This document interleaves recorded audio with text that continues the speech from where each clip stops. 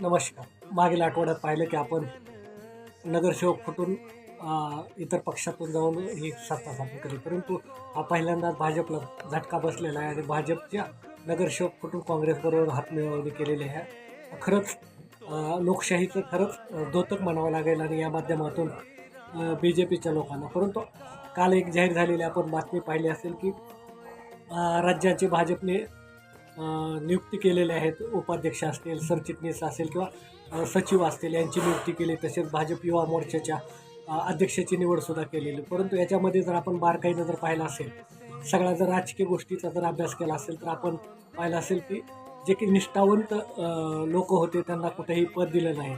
उदाहरणार्थ असेल तर गोपीचंद पडळकर असतील, अर्चनाताई पाटील चाकूरकर असतील किंवा इतर नेते असतील की ज्यांची अचानकपणे पक्षामध्ये उपाध्यक्षपदाची नियुक्ती झालेली आहे.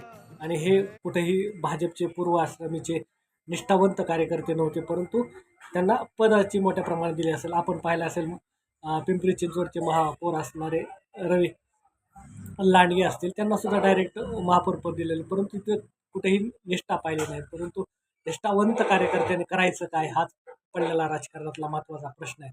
त्यामुळं निष्ठेला आजही राजकारणामध्ये कुठेही महत्त्व नाही हेच आजच्या गोष्टीवरून कळते.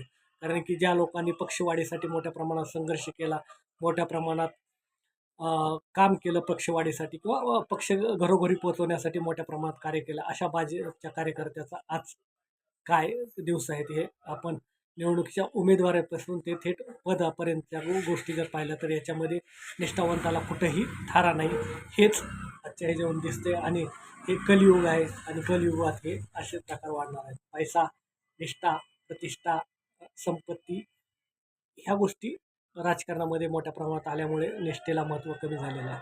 धन्यवाद.